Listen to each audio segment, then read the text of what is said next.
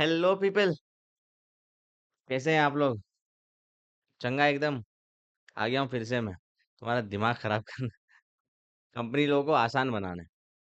जिन लोग का दिसंबर में अटेम्प्ट है और जिनका जून में भी अटेम्प्ट है, ऐसा कंपनी लोग पढ़ा दूंगा तुमको कि तुम बोलोगे वाह सर।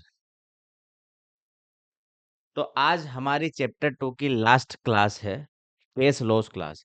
कुछ एक दो छोटे से टॉपिक बच गए हैं, उसको मैं एंड में पढ़ा दूंगा। पहले आज सारे केस लॉस जो बचे हैं हम वो कवर करेंगे। उसके बाद सब कुछ जो छोटा मोटा एक या दो ही टॉपिक बचे हैं वो मैं आपको कवर करवा दूंगा। कल की क्लास भी काफी जबरदस्त थी, 2 घंटे की। उम्मीद है कि बहुत जबरदस्त तरीके से आपको उसमें समझ में आया है सब कुछ जो मैंने समझाया है। ठीक है। आज है हमारी केस लॉस की क्लास। तो लगभग हम आपके जो चैप्टर है उसमें 20 के आसपास केस दिए हुए हैं। तो 2-3 केस ऐसे है जो रिपीटेटिव बातें हैं। तो हम लगभग 15 केस क्लोजर्स करेंगे। इतना डिटेल में मैं कराऊंगा जितना डिटेल में आपके मॉड्यूल में दिया भी नहीं है। स्टोरी फॉर्म में सारे केस क्लोज आपको समझाऊंगा एक स्टोरी के फॉर्म में, तो आपको याद हो जाएगा कि केस में क्या है। हर केस की स्टोरी बताऊंगा, तो वो स्टोरी फॉर्म में आपके दिमाग में केस बैठ जाएगा। Types of companies.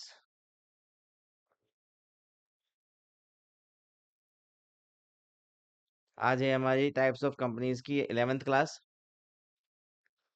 टोटल है 12th क्लास और ये है लास्ट क्लास। ठीक है। आज हम इस क्लास में पढ़ने वाले हैं केस लॉज। क्या पढ़ने वाले हैं? Case laws. पहला केस,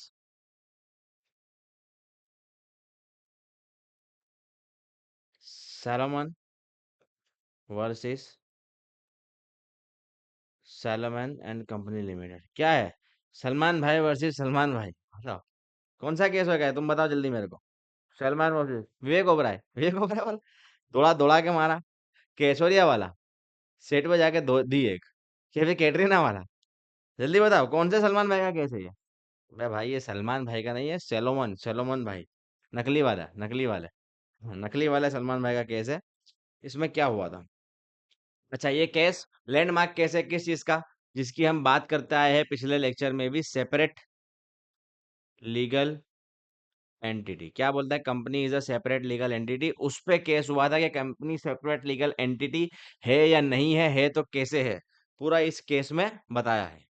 अच्छा, क्या हुआ था ये केस में पूरा स्टोरी फॉर्म में पढ़ेंगे। मॉड्यूल खोलने की हमको जरूरत है नहीं, तुम्हारा भाई बैठा है वहां तक। जबरदस्ती मॉड्यूल बना दिया है आईसीएसआई ने, समझ लो। हाँ। चलो, ये क्या है? एक आदमी था।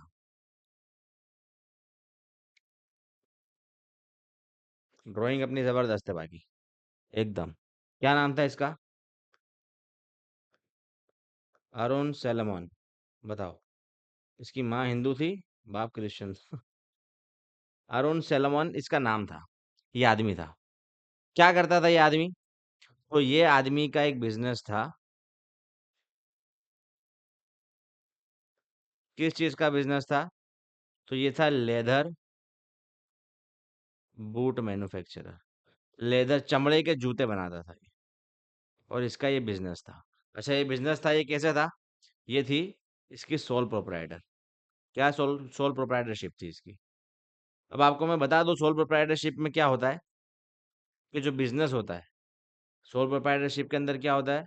जो बिजनेस है, बिजनेस इज इक्वल टू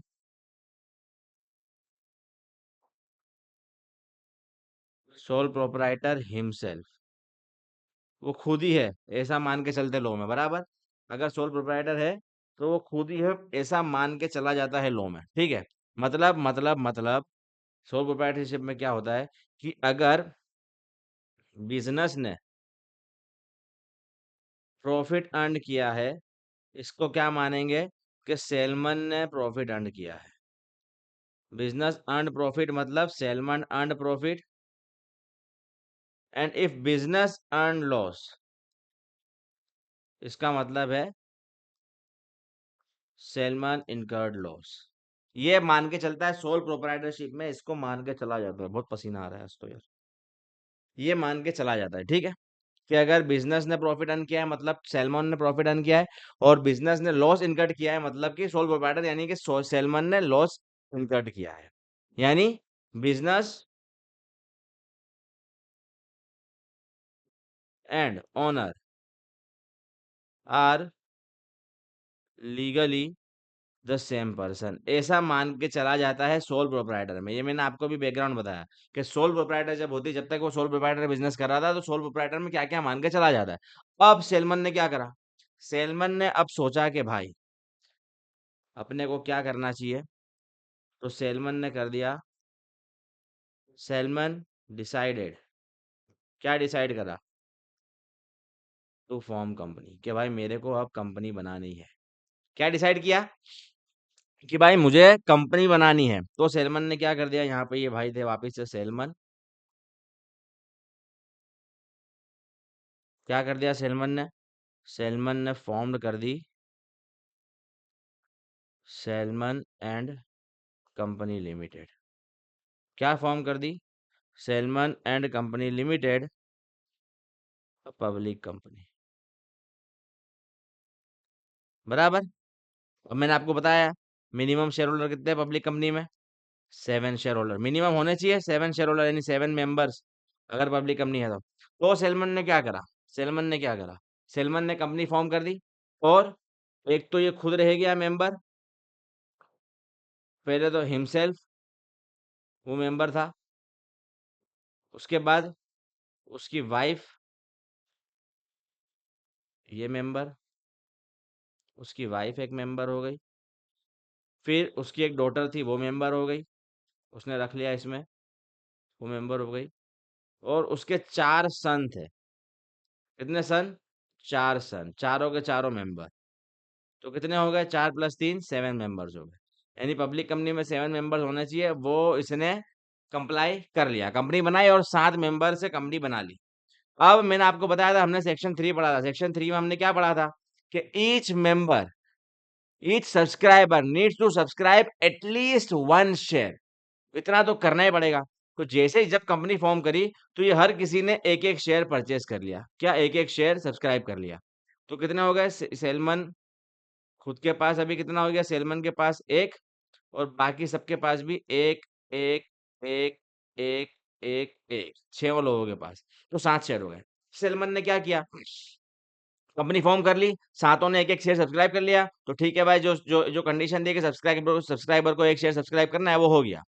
अब सेलमन ने क्या करा, ये जो इसका बिजनेस था, कौन सा, बूट मैन्युफैक्चरिंग का, ये जो बिजनेस था सेलमन का, सोल प्रोप्राइटर, ये इसने ट्रांसफर कर दिया, सेल कर दिया, किसको, कंपनी को, सेलमन एंड कंपनी लिमिटेड, क्या कर दिया, ट्रांसफर,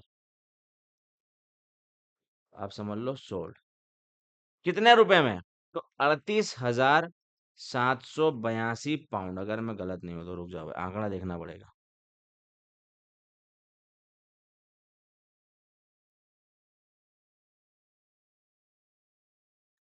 ठीक है, 38,782 पाउंड में उसने ये जो बिजनेस है वो कंपनी को बेच दिया। कंपनी ने उसको पे कैसे करा, कंपनी ने सेलमन को, जो ये सेलमन है उसने अपना बिजनेस जो सोल प्रोप्राइटर था वो बेच दिया 38,782 पाउंड में। तो कंपनी ने इसको पे कैसे किया, तो कंपनी ने इसको पे किया by 20,000 equity share of 1 pound each, 1 pound का उसको 20,000 इक्विटी शेयर इशू कर दिए। तो यहाँ कितना आ गया टोटल, ये 20,000 रुपये ये इसको ऐसे मिल गए, यानी ये कंसिडरेशन रुपए में नहीं। फिर उसने क्या करा, कंपनी ने उसको 10,000 पाउंड के डिबेंचर इशू कर दिए, कौन से, सिक्योर डिबेंचर, यहाँ लिखो, 10,000 पाउंड के उसको सिक्योर डिबेंचर इशू कर दिए कंपनी ने, क्या इशू कर दिया, सिक्योर डिबेंचर। और बाकी जो 8,782 पाउंड था वो कंपनी ने उसको पे कर दिया as a cash, cash payment कर दिया, ठीक है। कंपनी ने उसको कैश पेमेंट कर दिया, तो कैसे, 38,782 पाउंड में उसने अपना बिजनेस जो है वो कंपनी को बेच दिया। कंपनी ने उसको 20,000 शेयर इशू कर दिए, 10,000 के डिबेंचर इशू कर दिया और 8,782 कैश दे दिया, ठीक है। अब अब सेलमन के पास कितने शेयर्स हो गए, 20,001 शेयर्स, और बाकी 6 शेयर्स किसके पास है, उसके एक वाइफ के पास, एक डॉटर के पास, और चारों सन्स के पास एक एक। अल्टीमेट कंट्रोल किसका है, कंट्रोल तो भाई सेलमन ही कर रहा है, कंट्रोल बाय सेलमन। ये जो सेलमन कंपनी है वो सब 99.99% शेयर्स किसके पास है भाई, सेलमन के पास है, कंट्रोल भी सेलमन का है, वगैरह वगैरह। क्या हुआ, कंपनी चली चली चली, अब फिर आया एक टाइम, क्या हुआ, कंपनी चली चली चली, फिर कंपनी आ गई भाई लॉस में। कंपनी क्या कहीं में आ गई, लॉस में। कंपनी का निकल गया भाई दिवाला, दिवाला निकल गया। कंपनी लॉस में आ गई, कंपनी का दिवाला निकल गया, और कंपनी यानी ऐसा हो गया कि भाई अब काम तो कर नहीं सकती, उसकी लायबिलिटी ज्यादा हो गई, एसेट कम हो गए, और बोला भाई अब बंद करो कंपनी को, करो वाइंड अप। तो जो कंपनी की लायबिलिटी थी, अब कंपनी की लायबिलिटी, कंपनी का दिवाला निकल गया, कंपनी की लायबिलिटी कितनी रह गई, अब मैं आपको बताऊं, जब दिवाला निकला तो कंपनी की लायबिलिटी उठाई पहले तो 10,000 के सिक्योर्ड डिबेंचर्स जो सेलमन्स को इशू करे है कंपनी ने, बराबर 10,000 पाउंड के, और उसके अलावा है 8,000 पाउंड के, क्या, अनसिक्योर्ड ट्रेड क्रेडिटर्स, यानी सेलमन ने सामान वगैरह खरीदा होगा, रॉ मटेरियल वगैरह, तो उनको पैसा देना बाकी है, वो उधारी पे लिया होगा, तो अब उसको उनको चुकाने के लिए, तो वो क्या हो गया, अनसिक्योर्ड ट्रेड क्रेडिटर्स। तो इतनी हो गई इसकी liability, 8,000 plus 10,000 plus 8,000 pound, 18,000 pound की हो गई लायबिलिटी। अच्छा, कंपनी के एसेट कितने बचे हैं अब, कंपनी का तो जम के वो निकल गया है दिवाला, कंपनी के पास असेट्स बच गए हैं 6,050 पाउंड के बस, इतना ही है कंपनी के पास।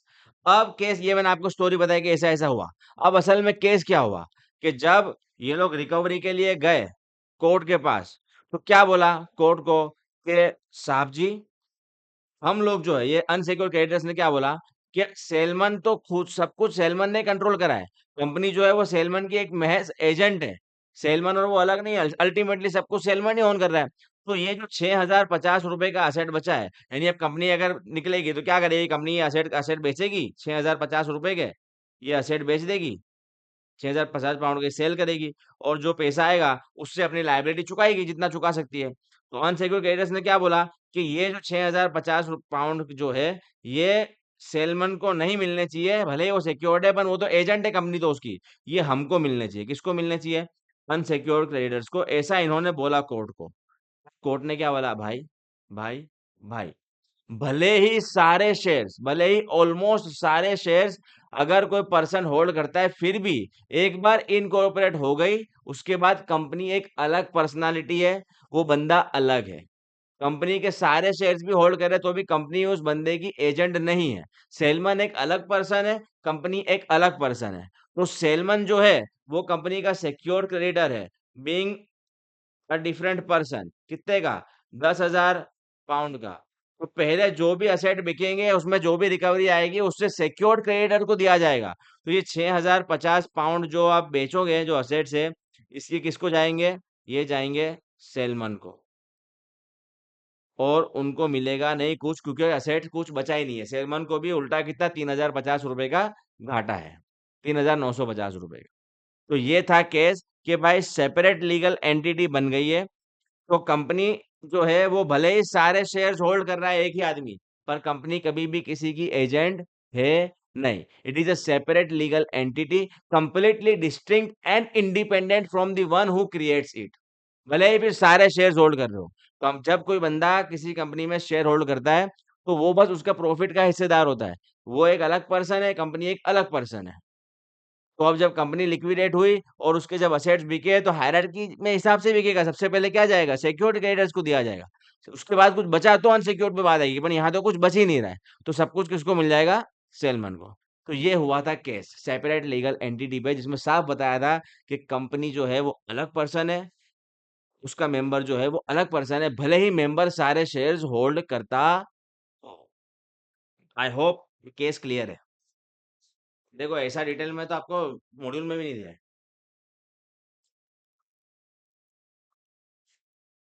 आइए फटाफट। अब दूसरा केस लो, दूसरा केस, क्या है दूसरा केस, ली वर्सेस ली फार्मिंग कंपनी लिमिटेड। क्या है केस का नाम, ली वर्सेस ली फार्मिंग कंपनी लिमिटेड। अब मेरा आपसे एक सवाल है, एक सवाल, आप उसका मेरे को यूट्यूब पे कमेंट में जवाब दोगे।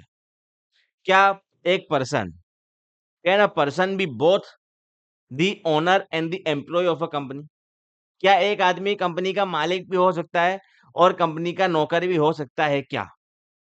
जल्दी, मेरा सवाल है ये, जल्दी बताइए। क्या जो आदमी कंपनी का मालिक है, वही आदमी कंपनी का एम्प्लॉय भी हो सकता है क्या? मतलब मैं एक कंपनी में सारे शेयर्स होल्ड करता हूँ, मैं उस कंपनी का मेंबर हूँ, वो कंपनी का कंट्रोल मेरे पास है और मैं उस कंपनी का एम्प्लॉय भी हूँ। क्या ये पॉसिबल है क्या? क्या ऐसा हो सकता है क्या? जल्दी लिख देता हूँ मैं, क्या मैं पूछ रहा हूँ? Can a person be both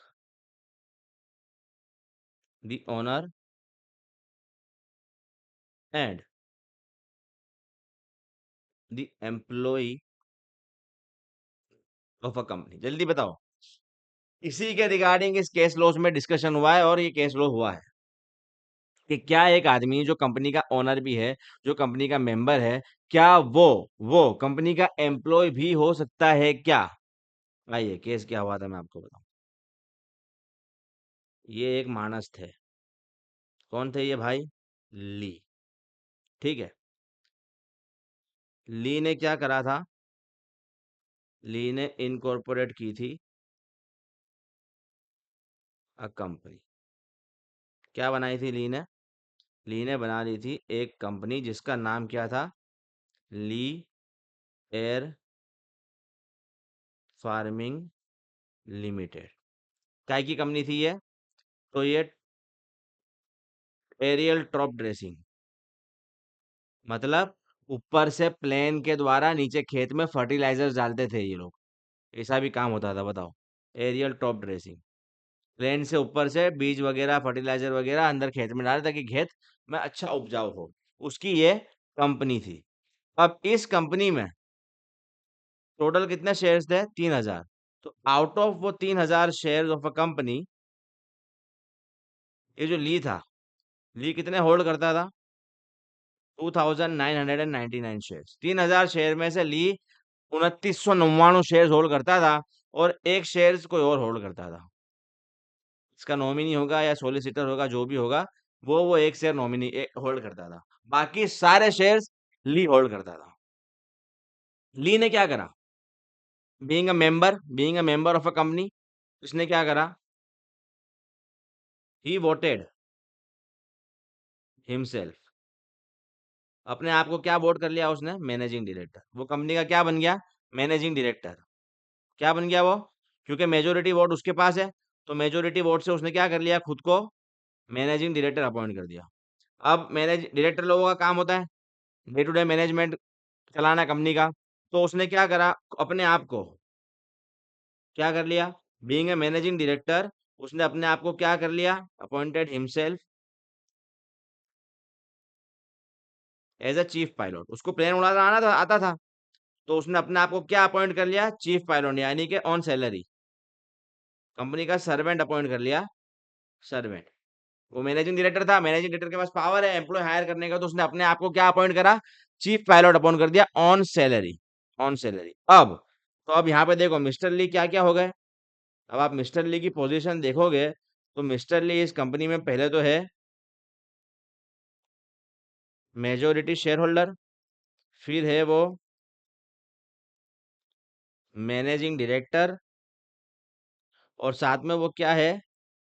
chief pilot, यानी कि एम्प्लॉय। क्या है वो? एम्प्लॉय। शेयर होल्डर भी है, मैनेजिंग डायरेक्टर भी है और एम्प्लॉय भी है कंपनी के अंदर। 3 पोजीशन है। अब एक दिन क्या हुआ? एक दिन दुखद भरा दिन। क्या हुआ उस दिन में? भाई प्लेन उड़ा रहे थे, ओवर कॉन्फिडेंस में प्लेन हो गया क्रैश। क्रैश हो गया। ये प्लेन उड़ा रहे थे, बीज डाल रहे थे कंपनी की तरफ से as a chief pilot. Company की तरफ से as a chief pilot during an employment plane उड़ा रहे थे, क्रैश हो गया प्लेन। और ये भाई की हो गई मृत्यु, डेथ हो गई ड्यूरिंग एन एम्प्लॉयमेंट। ये कंपनी का काम करते हुए मर गए, प्लेन उड़ाते उड़ाते मर गए। अब क्योंकि ये कंपनी का काम करते हुए मरे हैं, तो इनकी जो वाइफ थी, मिसिस ली, वाइफ लोगों का बहुत टंटा है, मिसिस ली, उन्होंने क्या करा? मिसिस ली हैज क्लेम्ड, क्या क्लेम किया? A compensation under workers compensation law. मतलब कि भाई जैसे हमारे वहाँ ईएसआईसी वगैरह है, एम्प्लॉय स्टेट इंश्योरेंस कॉर्पोरेशन, कि भाई एम्प्लॉय का इंश्योरेंस होता है, ऐसे वहाँ न्यूजीलैंड में भी इंश्योरेंस वाला पैटर्न था ही। तो बोला ये न्यूजीलैंड का केस है। ये क्लेम क्या करा, कंपनसेशन यानी इंश्योरेंस के द्वारा, कि जो भी इंश्योरेंस है यानी मेरे पति इंश्योर्ड थे बीइंग एन एम्प्लॉयमेंट में, वो हुआ तो हमको क्या दो, फॉर डेथ, डेथ के लिए, death of her husband as an employee during an employment. तो उसने क्या क्लेम किया, उसने क्लेम किया compensation under the worker compensation law for the death of her husband during an employment, कि भाई एम्प्लॉयमेंट में, ड्यूरिंग एन एम्प्लॉयमेंट में मेरे पति की डेथ हुई है, तो मेरे को उसका कंपनसेशन चाहिए और इंश्योरेंस कंपनी उसको पे करे। तो इंश्योरेंस कंपनी ने क्या बोला, इंश्योरेंस कंपनी ने बोला कि भाई जो मिस्टर ली है, he is not an employee, वो एम्प्लॉय नहीं है। और इसके पीछे दलील क्या दी उन्होंने, कि वो एम्प्लॉय क्यों नहीं है, क्योंकि एक ही जो पर्सन है, एक one person can not be an employer and employee, वो एम्प्लॉयर और एम्प्लॉय दोनों नहीं हो सकता। मतलब सारे कंपनी के शेयर्स तो वही होल्ड कर रहा है, खाली एक शेयर किसी ने होल्ड करा है, तो अल्टीमेटली कंपनी को तो वही ऑन कर रहा है, तो वही एम्प्लॉयर है, और उसी ने अपने आप को अपॉइंट करा, वही एम्प्लॉय है। तो बोले ऐसा नहीं हो सकता, एक ही आदमी एम्प्लॉयर और एम्प्लॉय नहीं हो सकता, इसलिए इस आदमी को इंश्योरेंस नहीं मिला क्योंकि एम्प्लॉय नहीं है, ऐसा इंश्योरेंस कंपनी ने बोला। लेकिन उनके बोलने से कुछ होता है क्या, नहीं होता है। तो जजमेंट फिर आया, कोर्ट ने क्या बोला, कोर्ट ने बोला भाई भले ही although mister Lee owned almost all the shares and control the company, the company was still, the company is still a separate legal person। क्या बता दिया, कि भाई भले ही सारे शेयर्स वो पर्सन होल्ड कर रहा है, लेकिन फिर भी कंपनी जो है वो एक सेपरेट लीगल एंटिटी है, जो सेलमन एंड सेलमन में भी बताया। There four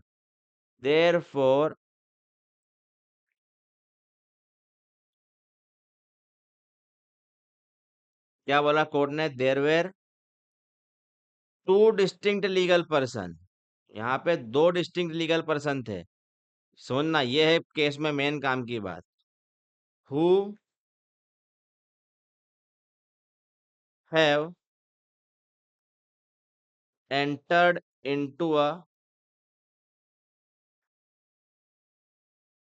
contractual relationship. कौन से दो डिस्टिंक्ट पर्सन थे, एक खुद सेलमन और ये सेलमन क्या, ली, और दूसरी क्या थी, ली एयर फार्मिंग लिमिटेड। दो अलग पर्सन थे जो एक कॉन्ट्रैक्चुअल रिलेशनशिप में एंटर हुए थे, जिसके अंदर वो कॉन्ट्रैक्ट रिलेशन में क्या था, under which Mister Lee becomes chief pilot, यानी कि सर्वेंट ऑफ कंपनी। ये दोनों के बीच में एक कॉन्ट्रैक्चुअल रिलेशनशिप था, ये दोनों अलग अलग पर्सन थे। कंपनी ने, जज ने क्या बोल दिया, कि भले ही सारे शेयर होल्ड कर रहा है पर कंपनी अलग पर्सन है, होल्ड करने वाला मेंबर अलग पर्सन है। अब ये दोनों अलग अलग पर्सन है, दोनों के बीच दोनों एक कॉन्ट्रैक्चुअल रिलेशन में एंटर हुए हैं, जिसके अंदर कंपनी का ये क्या बन गया, सर्वेंट। तो ये बिल्कुल ही अलाउड है। और अब यहाँ पे ये ही क्या कर रहा था, ये ही एज अ एमडी कैन, ये क्या कर सकता है, can on behalf of company, company का एमडी है तो ऑन बिहाफ ऑफ कंपनी काम करेगा। कंपनी असल में तो आर्टिफिशियल पर्सन है, it is, company is acting through human being. कौन है वो human being, managing director, directors लोग। तो he as an MD of a company can on behalf of a company give himself order, खुद को वो order दे सकता था, in his other authority, in his other capacity of pilot. यानी वो एक ही बंदा, एक तो मैनेजिंग डायरेक्टर है जिसको कंपनी में वो मैनेजिंग डायरेक्टर था, और कंपनी और उसके बीच में एक कॉन्ट्रैक्ट हुआ था इसके वो सर्वेंट है, तो वो एज ए मैनेजिंग डायरेक्टर वो एज ए सर्वेंट को ऑर्डर दे सकता था चीफ पायलट को, और उसने ऑर्डर दिया कि भाई तू प्लेन उड़ा, तो उसने प्लेन उड़ाया, और वो ड्यूरिंग एन एम्प्लॉयमेंट प्लेन में मर गया, तो yes he is liable for the compensation, ऐसा इस केस में बताया गया है। बताया गया कि एक आदमी कंपनी का मेंबर भी हो सकता है, वही आदमी कंपनी का डायरेक्टर भी हो सकता है, वही आदमी कंपनी का एम्प्लॉय भी हो सकता है, बस एक वैलिड एग्रीमेंट के तहत वो सब होना चाहिए। क्या बोला? ये इस केस में बताया गया है कि सब कुछ वैलिड लीगली होना चाहिए, तो एक ही आदमी एक से ज्यादा कैपेसिटी में कंपनी का हिस्सा हो सकता है। ये बताया गया है सेकेंड केस में। I hope I am clear.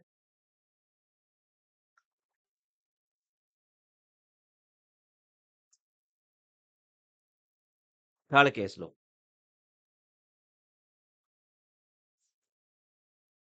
New horizon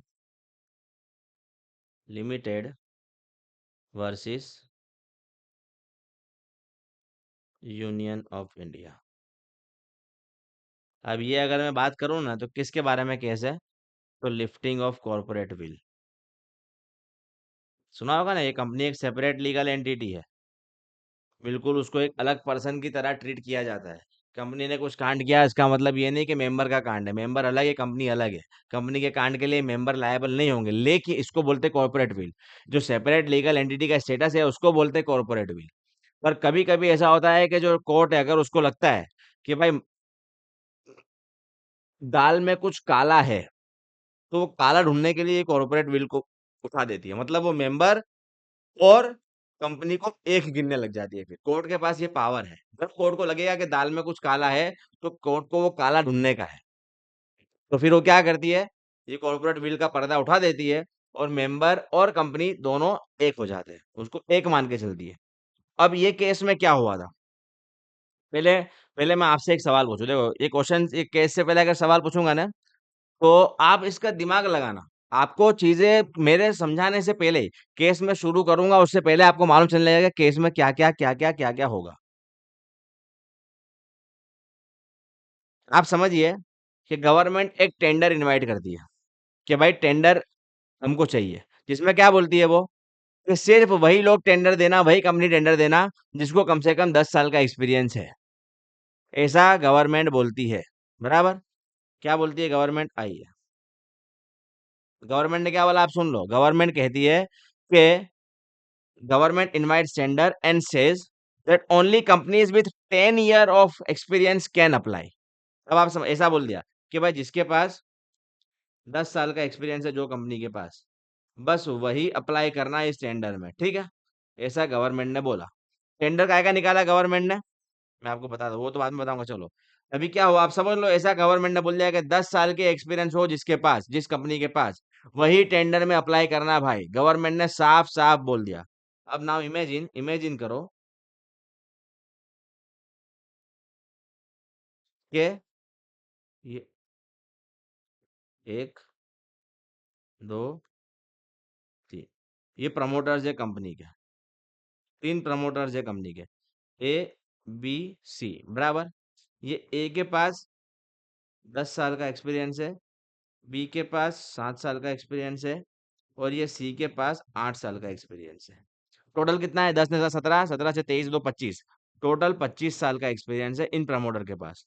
इन्होंने क्या करा, इन्होंने एक कंपनी बनाई नई, ए बी सी लिमिटेड। ये बिल्कुल न्यूली फॉर्म्ड कंपनी है, न्यू कंपनी। क्या करा? New company. अब ये जो नई कंपनी थी, ये न्यू कंपनी जो थी, इसने क्या करा, गवर्नमेंट में अप्लाई कर दिया। क्या? टेंडर में। गवर्नमेंट ने क्या करा, इसको रिजेक्ट कर दिया। क्या बोल के? कि भाई ये तो एकदम नई कंपनी है, हमने तो क्या बोला था कि हमको तो 10 साल का एक्सपीरियंस वाली कंपनी चाहिए, ये तो नई कंपनी है, इसके पास तो कुछ है ही नहीं एक्सपीरियंस, कुछ एक्सपीरियंस इसके पास नहीं है। उसने ये बोल के रिजेक्ट कर दिया। आप मेरे को बताओ, क्या ये सही है? क्या क्या ये सही है गवर्नमेंट का ऐसा करना? क्या करा गवर्नमेंट ने? एक 4 प्रमोटर थे जिनके पास अपना-अपना एक्सपीरियंस था 5, 7, 8 साल का, कुल मिला के 25 साल का। एक एक प्रॉपर इंडस्ट्री में, स्पेसिफिक इंडस्ट्री में, और उन्होंने मिल के एक कंपनी बना ली। उस कंपनी ने टेंडर अप्लाई किया गवर्नमेंट को, गवर्नमेंट ने रिजेक्ट कर दिया, क्या बोल के कि ये कंपनी के पास तो कोई एक्सपीरियंस है नहीं, ये तो नई-नई कंपनी है। क्या ये सही किया गया? बस इस पे केस हुआ था कि भाई जिनके पास इतना सारा एक्सपीरियंस है, उन्होंने मिलके एक नई कंपनी बनाई और तुमने वो नई कंपनी का जो टेंडर है वो रिजेक्ट कर दिया ये बोल के कि कंपनी नहीं है। तो क्या ऐसा होना चाहिए, क्या होना चाहिए कि नहीं, सही हुआ कि नहीं, ये अपने देखेंगे केस में। आइए, केस क्या था? न्यू हॉरिजॉन लिमिटेड वाला केस। तो ये कौन था? Department of telecommunication. गवर्नमेंट का एक डिपार्टमेंट था, क्या नाम था डिपार्टमेंट का? Department of telecommunication. इन्होंने क्या किया था? Department of telecommunication has invited, क्या इनवाइटेड? टेंडर। किस चीज का? फॉर प्रिंटिंग एंड पब्लिशिंग, क्या? Of telephone directories. किस चीज का टेंडर इनवाइट करा? For printing and publishing of telephone directories का टेंडर इनवाइट करा डिपार्टमेंट ऑफ टेलीकम्युनिकेशन, यानी कि गवर्नमेंट। अब एक कंपनी थी, क्या नाम था कंपनी का जो हमारा केस में नाम है? New Horizon limited. ये जो कंपनी थी, ये जो कंपनी थी, ये एक newly, it is a newly incorporated joint venture company है। ये न्यूली नई नई अभी जॉइंट वेंचर कंपनी बनाई है। इसके अंदर किसकी जॉइंट वेंचर है? ये जो जॉइंट वेंचर है, तो ये कौन कौन है इस जॉइंट वेंचर में? एक कंपनी है टी पी आई, यानी कि थॉमस प्रेस इंडिया, बराबर, ये एक कंपनी थी। ये बड़ी बड़ी कंपनियां हैं जिनका ये जॉइंट वेंचर है। दूसरी कंपनी थी LMI, लिविंग मीडिया इंडिया। तीसरी कंपनी थी WML, वर्ल्ड मीडिया लिमिटेड। और चौथी कंपनी थी IIPL लिमिटेड। ये चार बड़ी बड़ी जो कंपनी थी टेलीकम्युनिकेशन इंडस्ट्री में, ये उनकी जॉइंट वेंचर थी एक न्यू हॉरिजॉन लिमिटेड, जो इन्होंने अभी नई नई बनाई थी। तो इस न्यू हॉरिजॉन लिमिटेड ने क्या किया? बीड करा गवर्नमेंट के टेंडर के लिए, फॉर टेंडर। ये जो नई कंपनी थी, जो ये चार बड़ी बड़ी कंपनियों ने अपना एक जॉइंट वेंचर बनाया और एक नई कंपनी बनाई न्यू हॉरिजॉन लिमिटेड। ये new Horizon limited being a new company, इसने बीड करा फॉर टेंडर। अब जो टेंडर इवैल्यूएशन कमिटी थी, कौन? टेंडर इवैल्यूएशन कमिटी, यानी वही गवर्नमेंट का डिपार्टमेंट जो टेंडर, जो जिसकी बीड आती है, जिसको इवैल्यूएट करते हैं, तो इसने क्या करा? टेंडर इवैल्यूएशन कमिटी ने रिजेक्ट कर दी, हैज रिजेक्टेड इट्स बीड। किस ग्राउंड पे? क्या बोला? On the ground that it is a new company, ये भाई नई कंपनी है, and it has nothing on record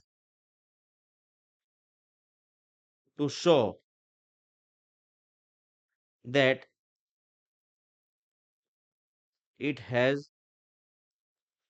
required experience. जो मैंने आपको बताया कि भाई इसके पास तो एक्सपीरियंस नहीं है, ऊपर वाले एग्जांपल में भाई ऐसा ही, तो उसने रिजेक्ट कर दिया कि भाई तो नई कंपनी है। जजमेंट आया, फिर कोर्ट के पास केस चला गया कि भाई ऐसा ऐसा ऐसा हुआ है। तो सुप्रीम कोर्ट ने क्या बोला? सुप्रीम कोर्ट हेल्ड कि भाई नॉर्मली अगर देखो, जो जनरल प्रिंसिपल है, normally a company is separate legal entity, मतलब जिसने उनको फॉर्म किया है उनसे वो बिल्कुल अलग एक व्यक्ति है, एक सेपरेट लीगल एंटिटी है। लेकिन जनरल तो यही है, लेकिन लेकिन लेकिन कभी कभी बट इन अप्रोप्रिएट केसेस, अगर कोर्ट को लगता है कुछ केस में कि भाई कुछ कोर्ट को लगे कि हाँ ये केस में दम है या इसमें ऐसा करना चाहिए, तो in appropriate cases the court में लिफ्ट द कॉर्पोरेट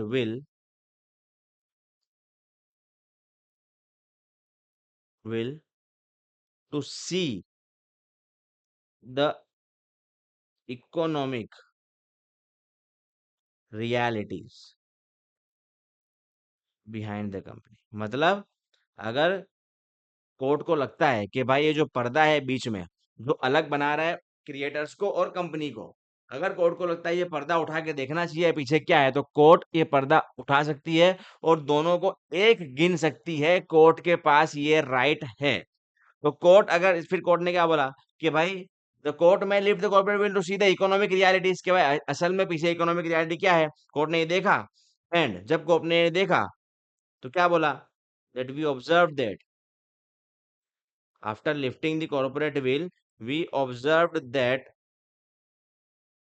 दो भले ही ये जो न्यू हॉरिजॉन लिमिटेड है, New Horizon Limited is newly incorporated company, ये नई इनकॉर्पोरेटेड कंपनी है, मगर मगर but it is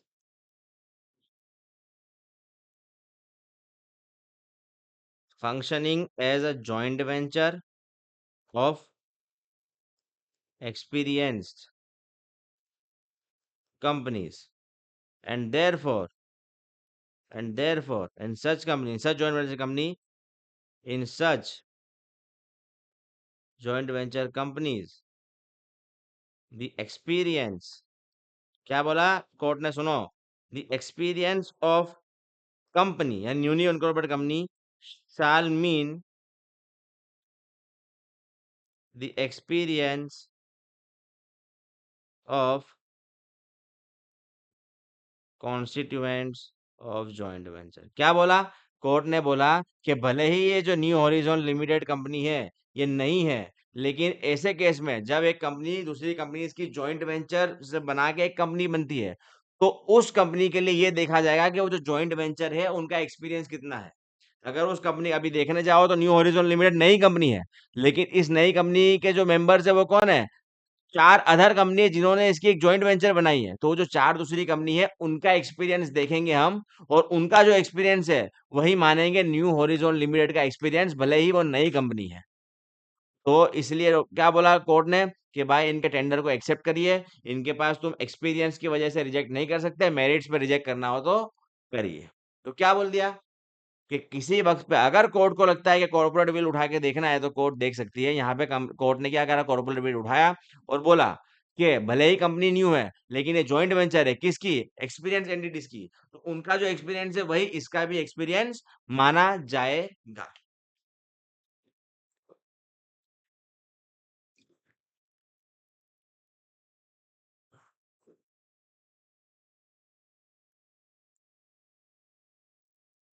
fourth case low, UBI यानी union bank of India versus Khader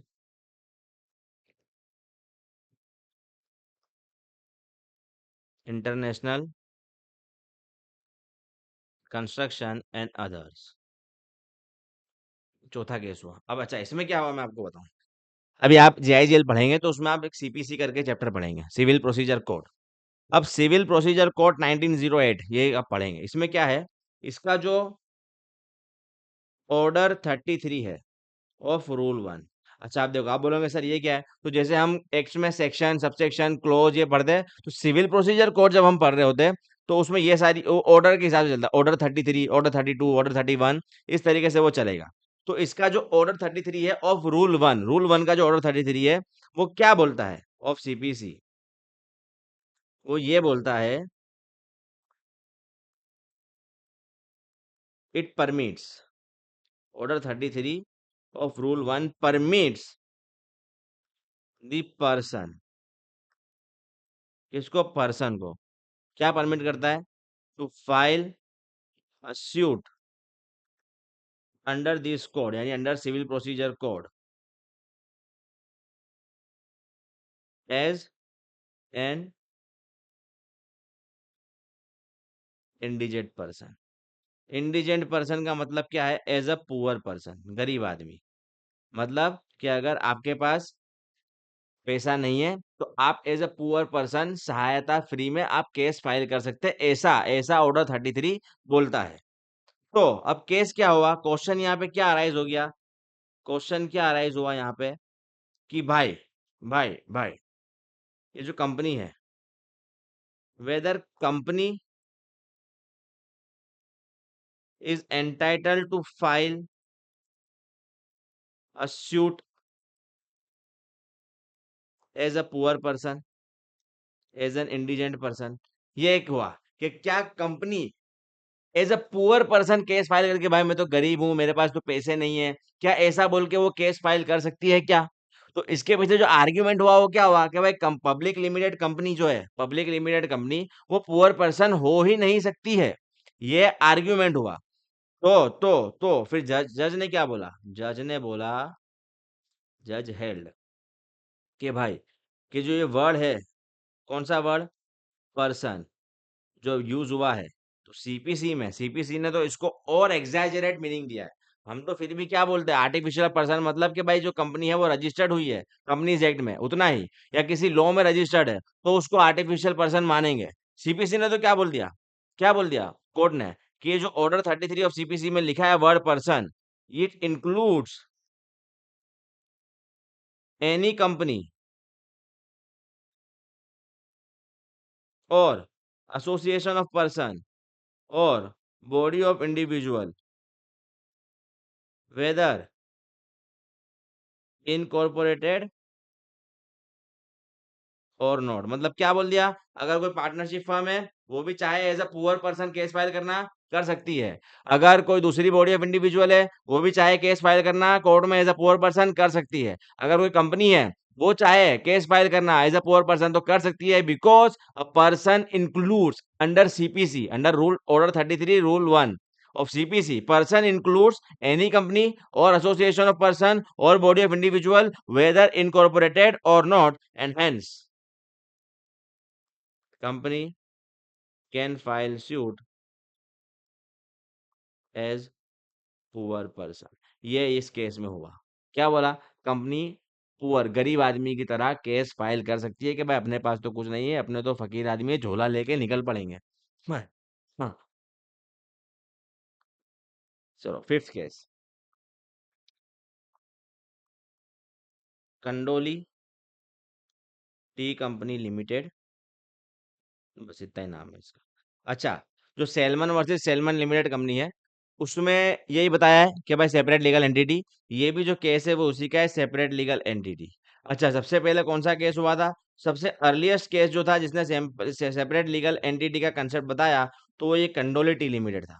भले लैंडमार्क केस वो बन गया, पर सबसे पहला ये था।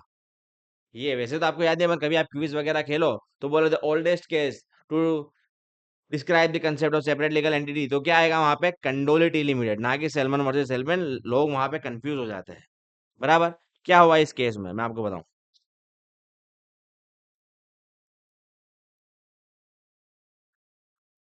ये कुछ पर्सन्स थे, क्या होल्ड करते थे ये? इनके पास क्या था? They have tea estate. इनके पास टी एस्टेट था। इन्होंने क्या करा? इस टी एस्टेट को ट्रांसफर कर दिया। ट्रांसफर टी एस्टेट किधर? टू वह कंपनी जो इन्होंने फॉर्म की। इन्होंने कंपनी फॉर्म की, यही लोग उस कंपनी के मेंबर बन गए, और इन्होंने ये टी एस्टेट इसको ट्रांसफर कर दिया। अब मैं आपको एक चीज बता दूं, जब भी ट्रांसफर होता है, ट्रांसफर होता है, जब भी ट्रांसफर होता है, तो उस पे स्टैम्प ड्यूटी लगती है। क्या लगती है? स्टैम्प ड्यूटी लगती है। तो अब ये भी ट्रांसफर है, तो स्टैम्प ड्यूटी लगी। तो जब ये ट्रांसफर हुआ तो गवर्नमेंट ने इन पे स्टैम्प ड्यूटी मांगी। तो इन्होंने क्या बोला कि भाई, कि भाई it is just a transfer from them in one name to them in another name. क्या बोला? कि भाई जो ट्रांसफर है, ये तो मैंने खुद ही को करा है। बस यहाँ पे मैं खुद एक पर्सन था, और यहाँ पे कंपनी भी मैं ही ओन कर रहा हूँ। तो ये तो मैंने मैं अपने आप को ही ट्रांसफर करा है, बस एक अलग नाम में कर दिया है। कोर्ट ने क्या बोला, भाई सेपरेट लीगल पढ़ा है कि नहीं? बोले नहीं पढ़ा है। तो बोला हाँ मैं समझाता हूँ। कोर्ट ने बोला ये जो कंपनी है, भले ही ये कंपनी के सारे शेयर्स तुम ही लोग होल्ड करते हो, पर तुम लोग और ये कंपनी, ये दोनों अलग अलग पर्सन है, अलग अलग है। और तूने यहाँ पे अगर इसको ट्रांसफर किया है, तो ये एक ट्रांसफर माना जाएगा एक व्यक्ति से दूसरे व्यक्ति की तरफ, और इसको हम ट्रांसफर मानेंगे और इस पे हम स्टैम्प ड्यूटी लगाएंगे। तो तुमको स्टैम्प ड्यूटी भरनी पड़ेगी, क्योंकि company is separate legal entity. क्या आया इस केस लॉ में? समझ रहा हो? ये आपको मैं जो मैं बोल रहा हूँ वो लिख लेने का पॉज करके। सबको मैं इस तरीके से लिखने बैठूंगा यूं यूं, तो 5 घंटे का लेक्चर हो जाएगा। तो जो जरूरी होता है वो मैं लिखता हूँ वर्ड्स में, जो सिर्फ बोल के मेरे को लगता है कि आप समझ जाओगे, उसको मैं बोल के बता देता हूँ, वो आपको लेकिन लिख लेना है मेरे को पॉज करके। तो क्या हुआ कंडोली टी लिमिटेड में, एक दो तीन आदमी थे, उनके पास टी एस्टेट था, उन्होंने क्या करा, एक कंपनी बनाई और वो टी एस्टेट कंपनी को ट्रांसफर कर दिया। उस कंपनी के मेंबर वही लोग थे। गवर्नमेंट ने बोला भाई ट्रांसफर कराया तो हमको स्टैम्प ड्यूटी दे, तो उन्होंने बोला अरे सर काहे की स्टैम्प ड्यूटी, ये तो हम ही लोग हैं, पहले हम अदर कैपेसिटी में थे नॉर्मल, हम ही ने कंपनी बनाई और हमने हम ही को ट्रांसफर कर दिया। तो कोर्ट ने क्या बोला, नहीं भाई तूने कंपनी बनाई तो कंपनी अलग पर्सन हो गई, अब तुम लोग अलग पर्सन हो, तुमने कंपनी को दिया है तो ये ट्रांसफर हो गया एक पर्सन से दूसरे पर्सन पे, हमारे को स्टैम्प ड्यूटी चाहिए, because company is a separate legal entity. तो यहाँ पे भी सेपरेट लीगल एंटिटी का कॉन्सेप्ट कोर्ट ने बताया।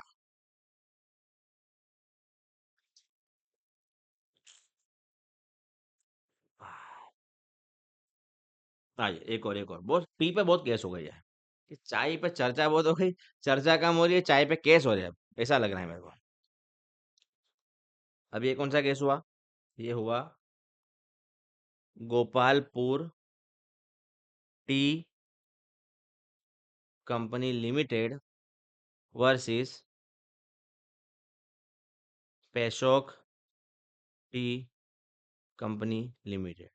अच्छा ये किस चीज पे है ये case?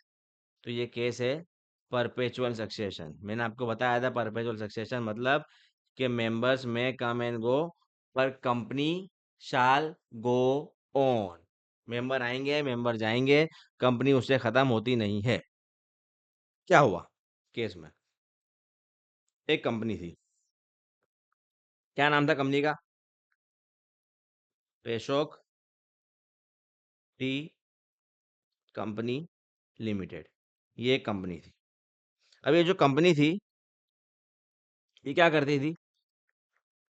It owned two tea estates.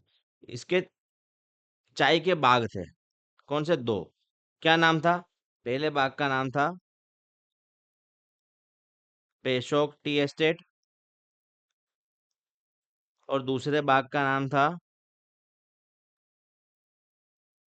लोकसान tea estate. देखो ये सब आपको है ना मॉड्यूल में मिलेगा नहीं, लेकिन ये मैंने आपके लिए रिसर्च किया है ताकि मैं आपको स्टोरी फॉर्म में पहले केस बता सकूं, ताकि आपको केस याद हो जाए। क्या हुआ था? ये कंपनी थी पेशोक टी लिमिटेड, उसके दो एस्टेट थे, दो टी के बाग थे। कौन से? Peshok tea estate and Loksan tea estate. अब क्या हुआ, एक दूसरी कंपनी थी साथ में, उस कंपनी का नाम क्या था? दूसरी कंपनी का ये गोपालपुर। सही से लिखो यार, क्या नाम थी दूसरी कंपनी का? Gopalpur tea company limited. ये एक दूसरी कंपनी थी। इसने क्या करा? इसने ये जो कंपनी है पेशोक टी कंपनी लिमिटेड, इस पे सूट फाइल करा। काय का सूट?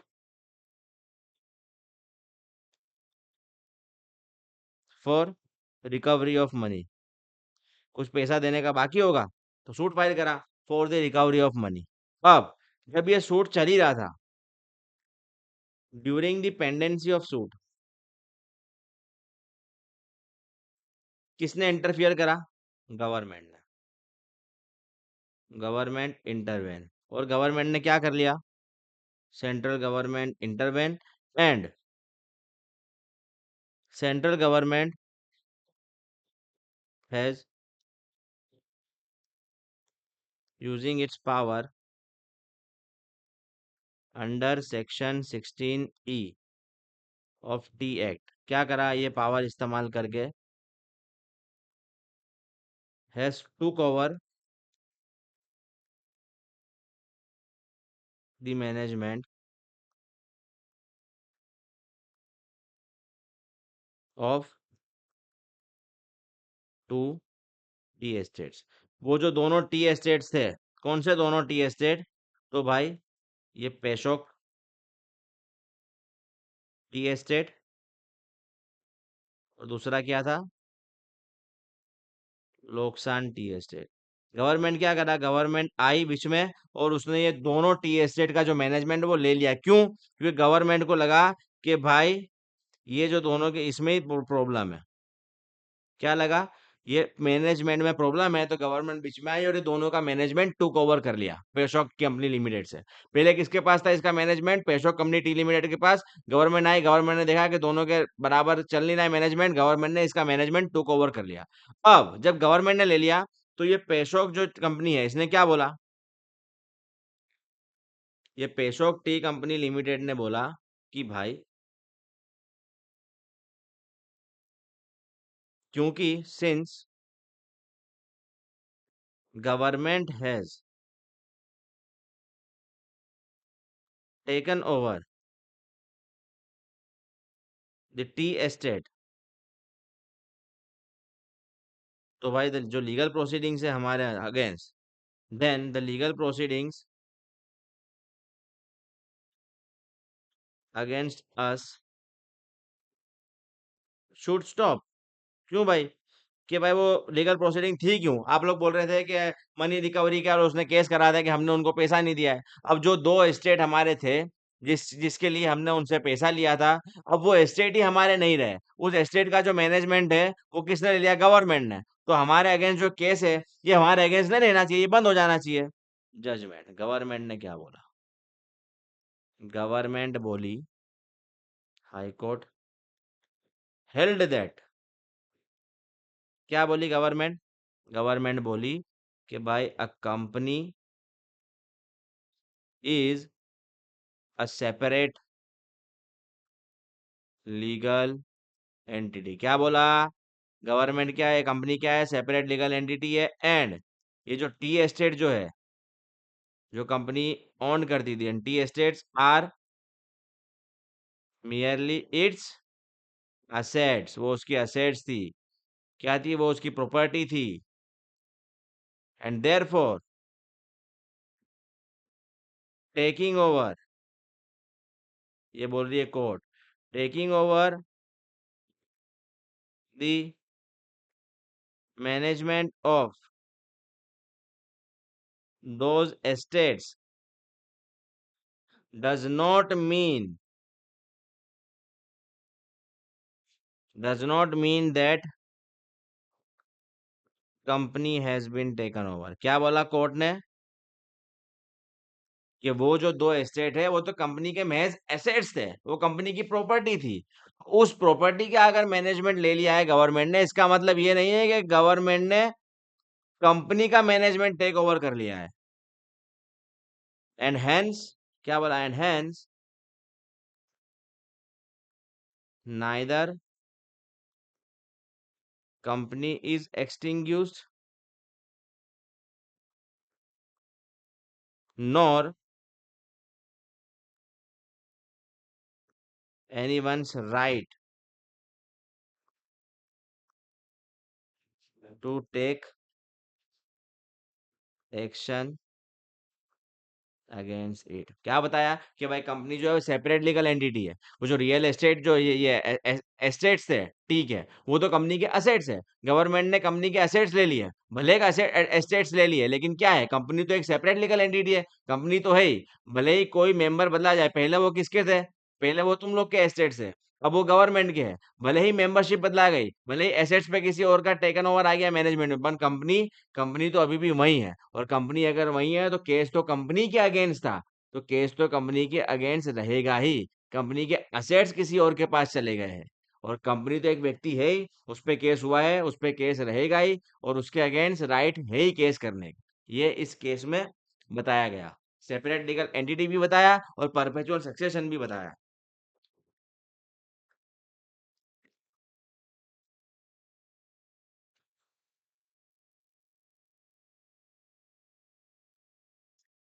एक और केस, देखो कितना डिटेल्ड में हम समझ रहे हैं। इतना डिटेल्ड में आपके मॉड्यूल में भी नहीं दिया है। आप ये वाला केस आपके मॉड्यूल में खोल के देख लेना, क्या इस तरीके से बताया है। मैं आपको पहले उसकी स्टोरी बता रहा हूँ कि केस में क्या क्या हुआ था, ताकि आप समझ पाओ इजीली कि अच्छा ये स्टोरी थी, ऐसा हुआ था और फिर ऐसा जजमेंट आया। भले ही थोड़ा टाइम ज्यादा लगेगा, लेकिन फिर ये ऐसा आपके दिमाग में बैठ जाएगा, तो आप कभी इसको भूलेंगे नहीं। बराबर। अब एक और केस हुआ था। Mrs Bacha F Guzdar versus the commissioner of income tax. क्या हुआ था इस केस में, मैं आपको बता दूं। ये एक टी कंपनी थी, बराबर, एक कंपनी थी। क्या है, टी कंपनी लिमिटेड। ये कंपनी के क्या थे, टी के एस्टेट था। आप देखो कितना चाय पे ना चाय पे केस हो रहे हैं। ये कंपनी के टी के एस्टेट थे, मतलब खेत थे। वहां पे क्या करते थे ये लोग, ग्रो करते थे। क्या, टी को ग्रो करते थे और फिर उसको सेल करते थे एंड इनकम को अर्न करते थे। बराबर। तो ये जो इससे इससे क्या हो जाता था कि ये जो इनकम थी वो क्या हो जाती थी, ये हो जाती थी कंपनी की एग्रीकल्चर इनकम। बराबर। और एग्रीकल्चर इनकम टैक्स से क्या होती थी, एग्जेम्प्ट। अब ये जो कंपनी थी, बराबर, इसके ये कंपनी थी, तो ये सारे इसके मेंबर्स थे, शेयर होल्डर्स। कंपनी का काम क्या था, कंपनी के टी के एस्टेट थे, उनका खेत था, वो वहां पे चाय उगाते थे, उसको प्रोसेस करके बेचते थे, और उससे जो इनकम आती थी वो कंपनी की इनकम हो जाती थी, अच्छा खासा कमाती थी। तो क्योंकि कंपनी अच्छा कमा रही है, तो कंपनी ने फिर क्या करा, कंपनी ने दिया इनको डिविडेंड। अच्छा कमा रही है, प्रॉफिट में से डिविडेंड दिया। अब इन्होंने क्या आर्ग्यू किया, इन्होंने बोला कि भाई ये जो डिविडेंड है हमारी, ये भी एग्जेम्प्ट होनी चाहिए। क्यों होनी चाहिए, भाई कंपनी की जो इनकम आ रही है वो एग्रीकल्चर इनकम है, और उसी से ये हमको डिविडेंड दे रही है, तो हमारी भी तो एग्रीकल्चर इनकम ही हुई, तो हमको भी भाई तुम करो एग्जेम्प्ट। ये इन्होंने बोला। कोर्ट ने बोला, कोर्ट ने क्या बोला, क्या बोला कोर्ट ने बोला भाई एग्रीकल्चर इनकम जो है, it belongs to company. Agriculture income belongs to company, and ये जो डिविडेंड जो इनकम है,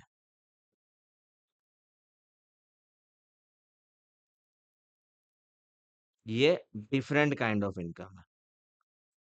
ये वो वाली इनकम नहीं है। समझ में आया। And both company and shareholders are separate entity, and hence आपकी जो डिविडेंड इनकम है उस पे टैक्स लगेगा। क्या बताया कि कंपनी जो है वो एग्रीकल्चर बिजनेस कर रही है, तो उसकी इनकम होगी एग्रीकल्चर इनकम। आप तो उसके मेंबर्स हो, उसने आपको जो डिविडेंड इनकम दिया वो एक ऑल टुगेदर अलग इनकम है। आप अलग हो, कंपनी अलग है। कंपनी कमा रही थी एग्रीकल्चर इनकम, उसको हमने एग्जेम्प्ट कर दिया। आप थोड़ी ना एग्रीकल्चर इनकम कमा रहे हो, आप तो डिविडेंड इनकम कमा रहे हो। And because you both are separate legal entity, आपकी डिविडेंड इनकम पे हम टैक्स लगाएंगे। ये हुआ था इस केस में। बराबर। आ जाओ, केस नंबर 8। देखो कितने जबरदस्त तरीके से केस चल रहा है। आप एक भी कंपनी लोग का केस कभी भूलोगे ही नहीं, ऐसा ऐसा आपको पढ़ा दूंगा मैं। HC Shastri versus Dolphin Canpack private limited. इसमें क्या हुआ था, ये एक थे भाई शेयर होल्डर कंपनी के। कौन सी कंपनी के, ये एक कंपनी थी, उसके ये भाई थे शेयर होल्डर। इन्होंने क्या किया था, इन्होंने लिया हुआ था एक पर्सनल लोन, एक बड़ा सारा पर्सनल लोन लिया हुआ था। अभी कंपनी है, कंपनी का जो बैंक बैलेंस था, कंपनी के अकाउंट में जो बैंक में पैसे पड़े थे, मस्त बैंक बैलेंस था। ये क्या है? ये कंपनी का असेट है। कंपनी का असेट है ये, कंपनी का बैंक बैलेंस। अब मेरा एक सवाल है आपसे। देखो, मैंने आपको सिचुएशन बता दी। एक ये पर्सन है, ये कंपनी का शेयर होल्डर है। कंपनी के खाते में बैंक बैलेंस पड़ा है, तो वो कंपनी का असेट्स है। ये शेयर होल्डर जो है, इसने क्या, एक पर्सनल लोन चालू है। अब आप मेरे को बताइए, क्या क्या इस पर्सनल लोन को चुकाने के लिए ये जो शेयर होल्डर है, ये कंपनी के असेट्स का, कंपनी के बैंक बैलेंस का इस्तेमाल कर सकता है क्या? जल्दी बताइए। क्या ये शेयर होल्डर इस पैसे से,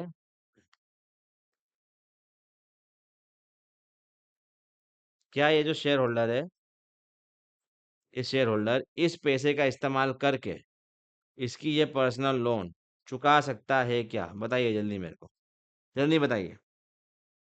क्या कंपनी का पैसे का इस्तेमाल करके, कंपनी की असेट्स का इस्तेमाल करके, क्या वो खुद की पर्सनल लोन पे कर सकता है क्या? तो ऐसा केस गया, ये केस गया कोर्ट के पास। तो आपके पास जवाब नहीं है, कोर्ट के पास जवाब था। कोर्ट ने क्या बोला? कोर्ट हेल्ड दैट, कंपनी जो है, बार बार ये बोलती है कोर्ट की, कंपनी जो है भाई, वो क्या है? सेपरेट लीगल एंटिटी है, बिल्कुल अलग। क्या बोला कोर्ट ने? कि कंपनी जो है वो सेपरेट लीगल एंटिटी है। Neither share holder nor director, ना ही शेयर होल्डर के पास, ना ही डायरेक्टर के पास ऐसा कोई राइट है। Neither share holder nor director has any right in the property and assets of company. क्या बोल दिया? कि कंपनी जो है वो एक सेपरेट लीगल एंटिटी है।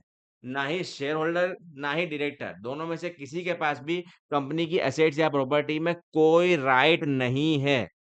कंपनी जो है वो सक्षम है, company on it's on property, अपनी प्रॉपर्टी को कंपनी खुद ही ऑन करती है। शेयर होल्डर्स जो है, क्या बोला कोर्ट ने? कोर्ट ने बोला कि ये जो शेयर होल्डर्स है, shareholders are the investors and they are entitled to participate in profits of company. वो क्या है? इन्वेस्टर्स है, और उनके पास क्या एंटाइटलमेंट है? कि वो कंपनी के प्रॉफिट में पार्टिसिपेट करें। कंपनी की प्रॉपर्टी को कुछ भी करने का राइट उनके पास है नहीं। And therefore they do not bye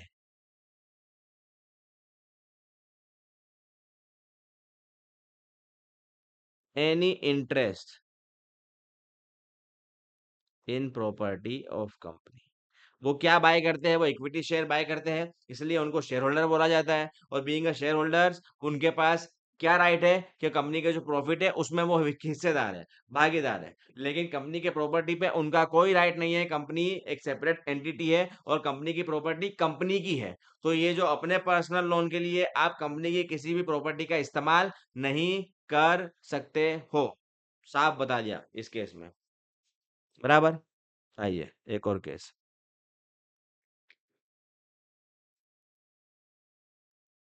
RT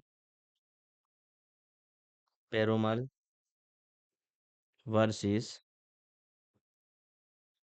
John Deavin. क्या हुआ इस केस में?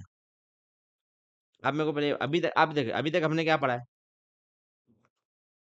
अभी तक हमने क्या पढ़ा है? अभी तक हमने ये पढ़ा है कि भाई, ये जो शेयर होल्डर है, अभी तक मैंने जितना आपको अभी केस रोज वगैरह में पढ़ाया है, कि भाई ये जो शेयर होल्डर है,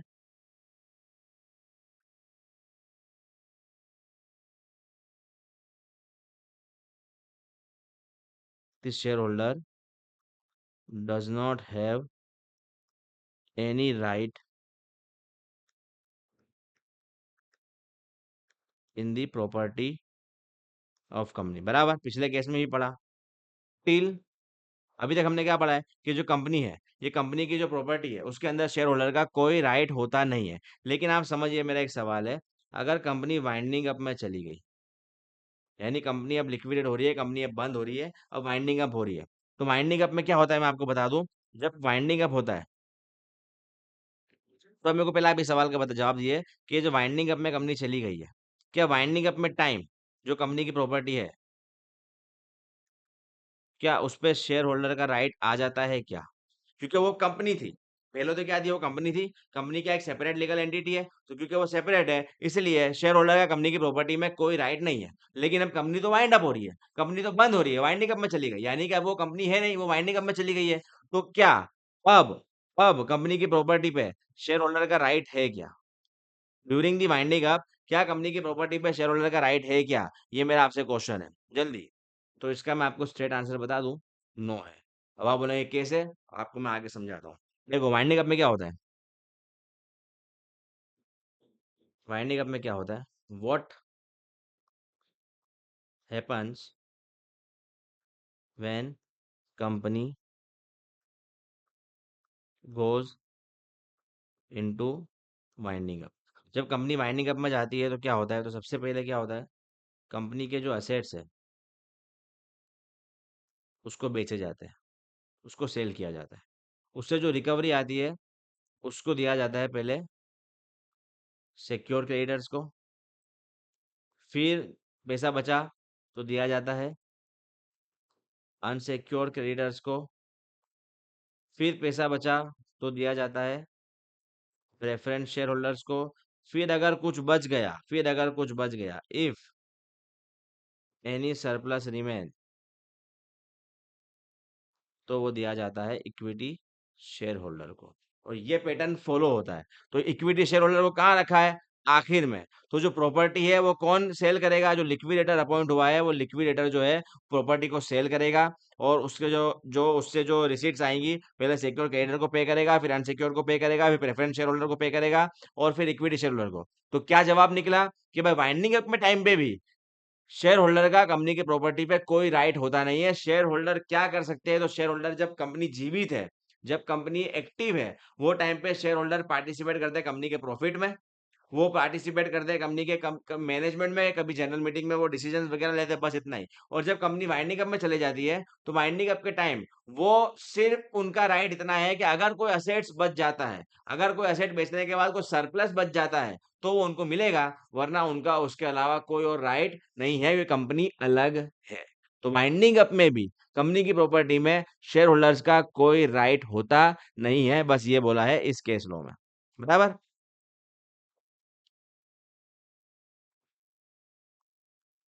आओ एक और case,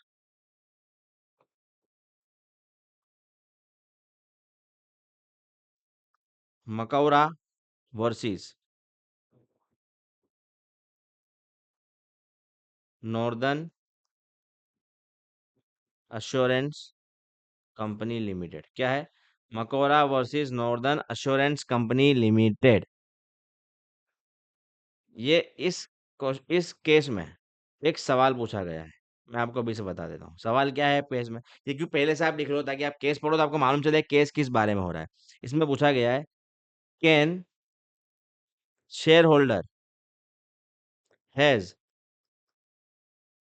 insurable interest in company property. यानी अभी तक हमने तो ये पढ़ा है कि कंपनी प्रॉपर्टी में कोई भी राइट नहीं होता, लेकिन यहाँ पे फिर एक सवाल उठा था कि इंश्योरेबल इंटरेस्ट होता है। इंश्योरेबल इंटरेस्ट मतलब कि कंपनी की प्रॉपर्टी पे शेयर होल्डर जाके क्या अपने नाम पे कोई इंश्योरेंस करवा सकता है क्या? यानी समझ लो कंपनी के पास एक मशीन थी, अब वो मशीन बहुत जबरदस्त थी। शेयर होल्डर ने सोचा, कंपनी का मालिक है वो, कि यार इस मशीन को इंश्योरेंस करवाना पड़ेगा। इंश्योरेंस कंपनी के पास गया, उस मशीन का इंश्योरेंस तो उसने कराया, लेकिन अपने नाम पे कराया कि भाई ये मेरी मशीन है। तो क्या ये वाला राइट उसके पास है क्या कि नहीं है? ये इस केस में डिसाइड हुआ था कि भाई है कि नहीं है। क्या हुआ था ये केस में, मैं आपको बताऊं। ये हमारे एक भाई थे, क्या नाम था इनका, भाई का नाम था गेराल्ड मैकुरा, ये इनका नाम था। ये क्या ओन करते थे, गेराल्ड मैकुरा के पास था, ही ओन्ड क्या, लार्ज टिम्बर एस्टेट। मस्त टिम्बर का खेत था, टिम्बर मतलब लकड़े, बम्बू, बम्बू का खेत था इनके पास। इन्होंने क्या किया, इन्होंने बना दी एक कंपनी। क्या करा, कंपनी बना दी। और कंपनी बनाने के बाद इन्होंने, और कंपनी का नाम क्या रखा, देखो ये आपको केस लो में अंदर नहीं मिलेगा, पर ये मैं आपको बता रहा हूँ। कंपनी का नाम इन्होंने रखा आयरिश कैनेडन सो मिल्स लिमिटेड। ये कंपनी बनाई, बराबर, ये कंपनी का नाम रखा। ये कंपनी बनाने के बाद इन्होंने क्या करा, ये कंपनी बनाने के बाद ये जो बिजनेस था इनका, कौन सा, टिम्बर एस्टेट, जो इनका लास्ट टिम्बर एस्टेट था, इनका एस्टेट, वो इन्होंने ट्रांसफर कर दिया किसको, इस कंपनी को, बराबर, इन्हीं कंपनी को। और कंपनी ने क्या कर दिया बदले में, इनको क्या दे दिए, इसके दे दिए इक्विटी शेयर्स। इक्विटी शेयर्स ये होल्ड कर रहे हैं। अब इक्विटी शेयर्स में पेड कर दिया। अब क्या हुआ, अब ये जो कंपनी है, ये कंपनी ओन करती है ट्रांसफर करने के बाद, कौन सा, ये टिम्बर एस्टेट को। ये जो टिम्बर एस्टेट है उसको कौन ओन कर रहा है अब, कंपनी, क्योंकि इसने ट्रांसफर कर दिया, इसने, वो कंपनी ने इसको पे कर दिया इक्विटी शेयर्स में। अब ये भाई से गलती क्या हो गई, ये भाई गए, ये भाई गए और अच्छे उससे गए, अच्छा प्लानिंग था इनका कि यार कल को कुछ हो गया और दिक्कत पड़ी तो इंश्योरेंस होना चाहिए। तो ये भाई गए किसके पास, ये मार्कोवा, मकुराव, क्या नाम है इनका, जो भी नाम है, इतना मुश्किल नाम रखेगा तो ऐसा ही होएगा फिर, अच्छा हो साले के साथ। ये भाई गए इंश्योरेंस कंपनी के पास, कहाँ गए, इंश्योरेंस कंपनी के पास, क्या कराने, इंश्योर दिस टिम्बर। लेकिन इंश्योरेंस कंपनी के पास गए, उन्होंने ये टिम्बर एस्टेट है इसको इंश्योर कराया, पर किसके नाम पे करा दिया, इन हिज ओन नेम। किसके नाम पे कराया, in his own name instead of companies name के अलावा। अब क्या हो गया, अब हुआ फायर अकर्स, पूरा ये जो टिम्बर एस्टेट था ये पूरा के पूरा डिस्ट्रॉयड हो गया।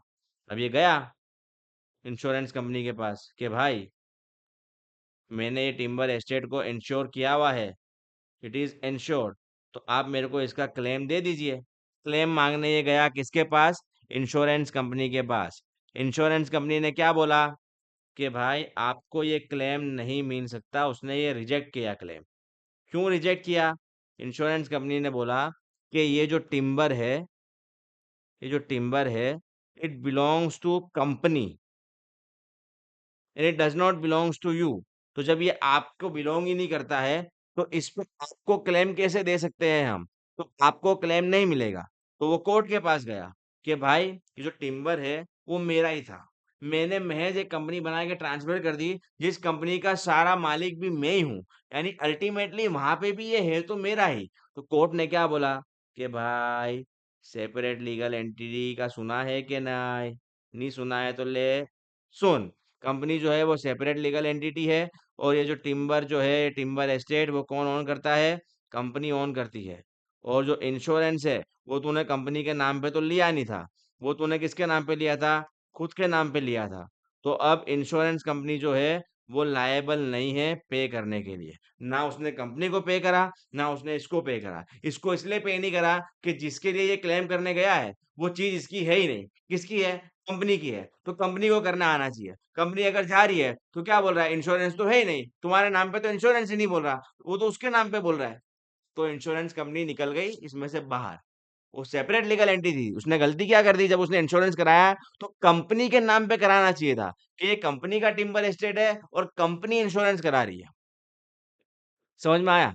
तो यहाँ भी क्या बताया गया, एक सेपरेट लीगल एंटिटी का स्टेटस बताया, और जो आदमी है, कंपनी का जो मेंबर है, कंपनी का जो शेयर होल्डर है, उसका कंपनी की प्रॉपर्टी पे इंश्योरेबल इंटरेस्ट भी नहीं है। इंश्योरेंस भी कंपनी ही कराएगी अपने नाम पे, कंपनी की प्रॉपर्टी पे वो आके खुद नहीं करा सकता। वो कंपनी की प्रॉपर्टी है, कंपनी ही इंश्योरेंस कराएगी, वरना कुछ मिलेगा नहीं। तो इस केस में हुआ।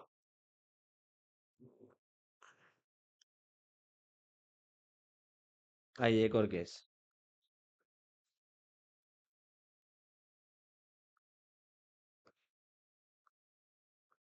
राजेंद्र नाथ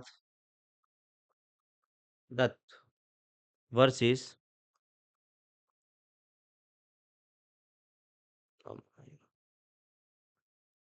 शिवेंद्र नाथ दत्त, बराबर। क्या हुआ इस केस में?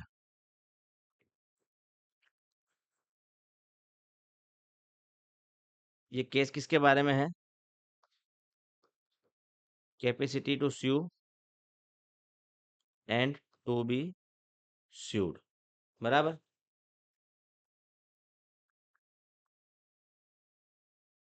क्या हुआ था मैं बताऊं, एक कंपनी है। काय की कंपनी थी ये? राइस मिल थी, बराबर। ये क्या थी? एक rice mill.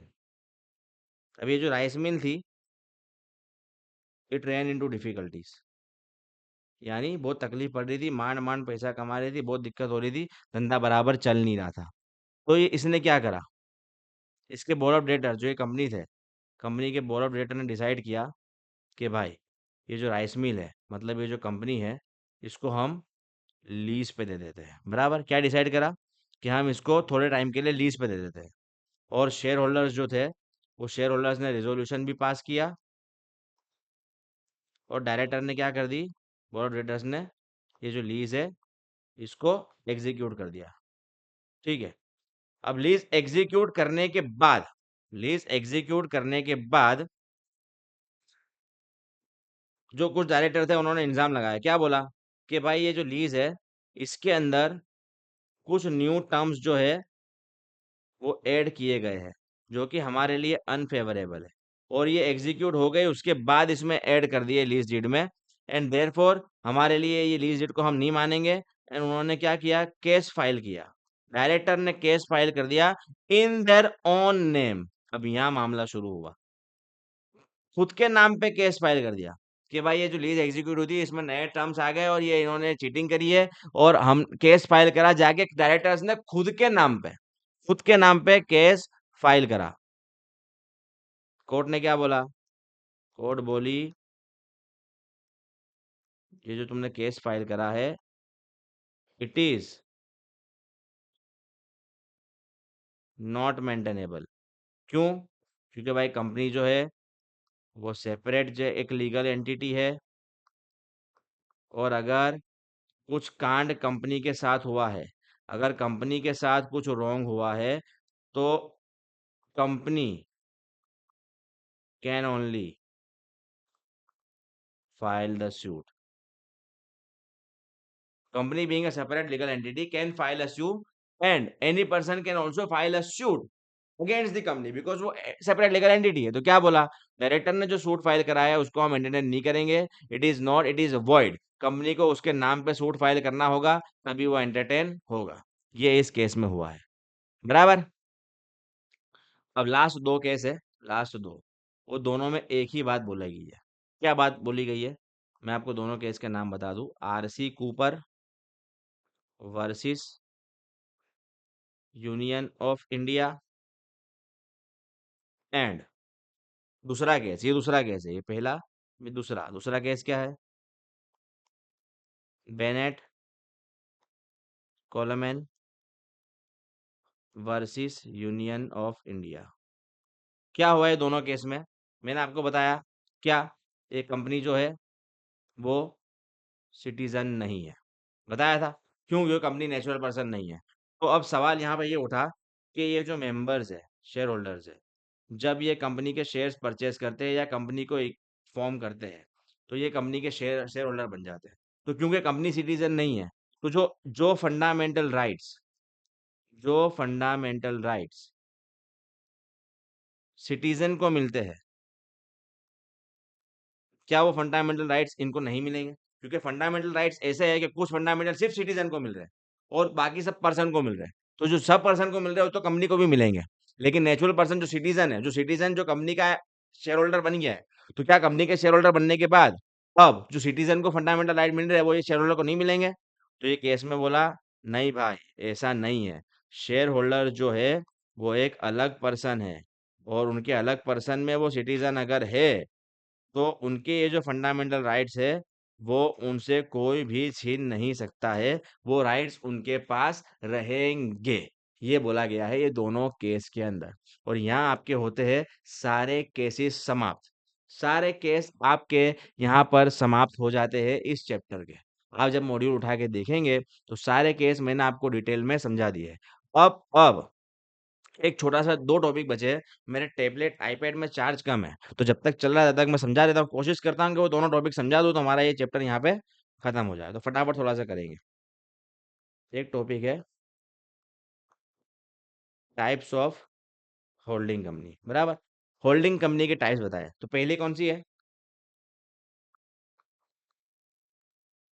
Pure holding company. Pure holding company का मतलब क्या है, मैं आपको बता दूं। एक कंपनी है, समझ लो एबीसी लिमिटेड। अब इसका काम क्या है मालूम है? इसका काम सिर्फ इतना है, B limited, C limited, D limited के, ये क्या करती है? 60% वोटिंग राइट एक्वायर करे, इसके 60% वोटिंग राइट एक्वायर करे, इसके 60% वोटिंग राइट करे। यानी इसका एक ही काम है, इसका एक ही काम है कि दूसरी कंपनी के स्टॉक्स को ओन करना। क्या काम है इसका? बस एक ही काम है कि दूसरी कंपनी के स्टॉक्स को परचेज करती है और दूसरी कंपनी को अपनी सब्सिडरी कंपनी बनाती है। इसके अलावा इसका कोई काम ही नहीं है। इसको बनाया इसलिए गया है कि आपको लो बना दिया, आपको पैसा, आप इसके शेयर खरीद लो, आप इसके शेयर खरीदो, आप इसके शेयर खरीदो, आप दूसरी कंपनी के शेयर खरीदो। यानी एकमात्र काम है कि दूसरी कंपनी के स्टॉक्स को परचेज करना। इसके अलावा ये और कोई काम नहीं करती है। तो ऐसी कंपनी को बोला जाता है प्योर होल्डिंग कंपनी। क्या बोला जाता है ऐसी कंपनी को? Pure holding company. Security purchase करने के अलावा, दूसरी कंपनी के सिक्योरिटी को खरीदने के अलावा ये और कोई काम करती नहीं है, उस कंपनी को बोला जाता है प्योर होल्डिंग कंपनी। सेकंड,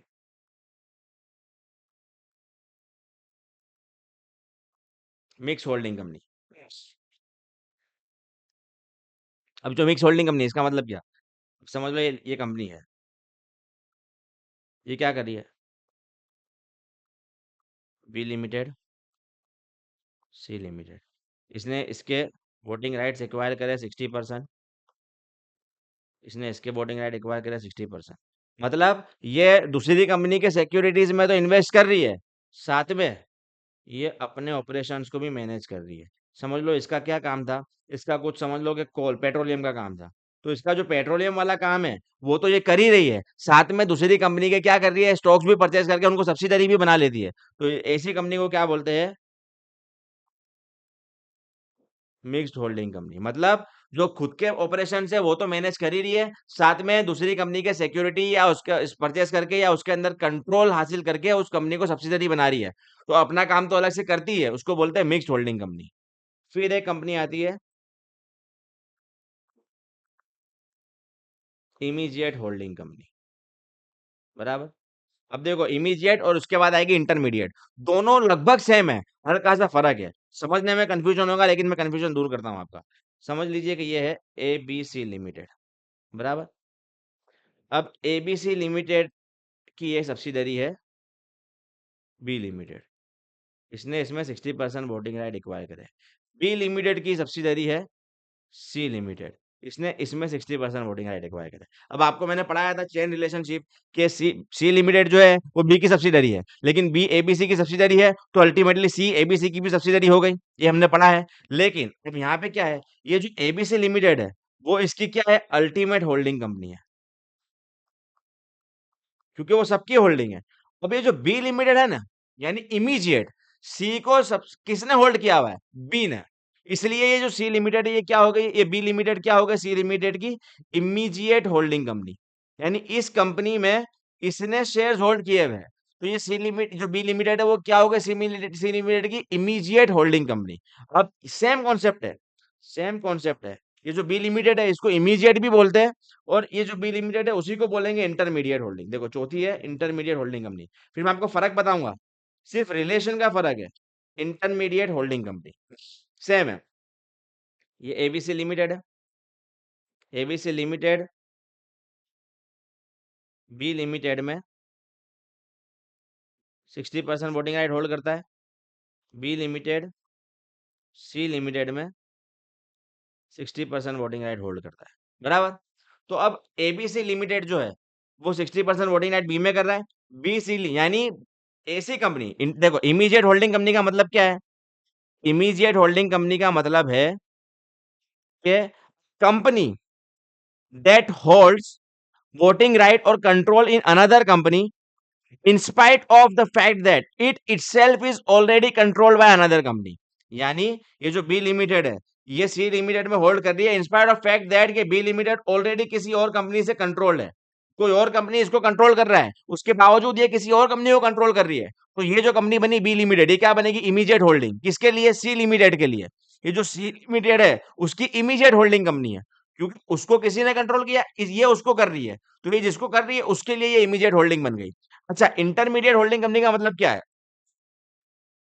ऐसी कंपनी जो इंटरमीडिएट, जो होल्डिंग कंपनी भी है और वो अपने से ऊपर वाली कंपनी की सब्सिडरी कंपनी भी है। अब देखो, बी लिमिटेड एबीसी की क्या है? Subsidiary company. और सी लिमिटेड की क्या है? Holding company. तो ये 20 की कंपनी बन गई।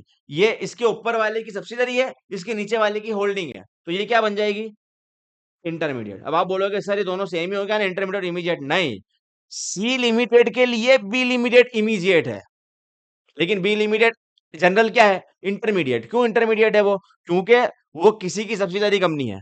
कोई कंपनी ने उसको सब्सिडरी बना के रखा है, उसकी एक होल्डिंग कंपनी है, और वो किसी की होल्डिंग कंपनी भी है, मतलब उसकी कोई सब्सिडरी भी है, तो बीच में है, इसलिए वो इंटरमीडिएट है। लेकिन लेकिन अब मैं आपको यहाँ पे एक और बना बना दूं, समझ लो।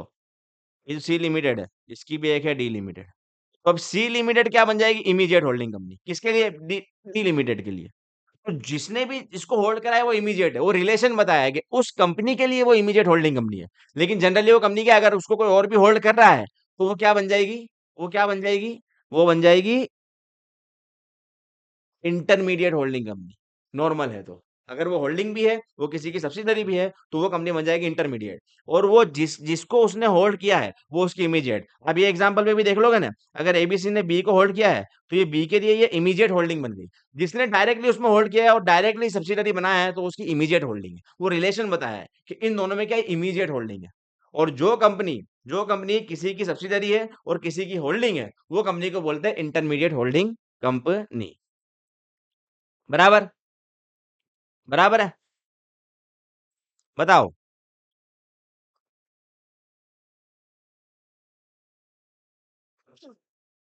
हाँ। अब एक चीज बच गई थी, सेक्शन 3A। सेक्शन 3A में ये बताता है कि मेंबर्स आर सेवरली लायबल। मैंने आपको जो लिमिटेड लायबिलिटी का कंसेप्ट बताया है ना, आप फटाफट से कर लेते, सेक्शन 3 है तो आपका खत्म हो जाएगा। सेक्शन 3 जनरल, मैंने आपको कंसेप्ट क्या बताया है कि भाई कंपनी की जो लायबिलिटी होती है वो लिमिटेड, यानी मेंबर की जो लायबिलिटी होती है वो लिमिटेड होती है। मेंबर्स की जो लायबिलिटी होती है वो क्या होती है? लिमिटेड होती है। मतलब मैंने आपको पिछली क्लास में बताया था कि अगर लिमिटेड बाय शेयर्स है तो जितना अनपेड अमाउंट है वो देना पड़ेगा। लिमिटेड बाय गारंटी है तो वाइंडिंग अप के टाइम जो गारंटी दिया है वो देना पड़ेगा। मतलब लिमिटेड है। आप उनके पर्सनल एसेट्स मांग नहीं सकते हो कंपनी की लायबिलिटी चुकाने के लिए। तो सेक्शन 3 ने क्या बोला है, तो मैं आपको बताऊं। अब 3A क्या बोलता है कि भाई कुछ केस में सेवरली इनको लायबल मानेंगे हम, यानी इनकी लायबिलिटी हम लिमिटेड नहीं रहने देंगे। तो कब होएगा? तो पहले तो मैं आपको बताऊं, सेक्शन 3 है ये, बराबर। इसने क्या बोला है कि भाई जो पब्लिक कंपनी है उसमें मिनिमम मेंबर कितने होने चाहिए? मिनिमम मेंबर होने चाहिए 7। और प्राइवेट कंपनी में होने चाहिए मिनिमम मेंबर 2। ये स्टेट्यूटरी मिनिमम है, इतने होने ही चाहिए। 3A क्या बोलता है? सेक्शन 3A बोलता है कि अगर ऐसा हुआ कि if the number of members in public company falls below 7 and private company falls below 2, 7 से कम हो गए पब्लिक कंपनी में, 2 से कम हो गए प्राइवेट कंपनी में, एंड साथ में ये हुआ, एंड ये होने के बाद द कंपनी ने क्या किया?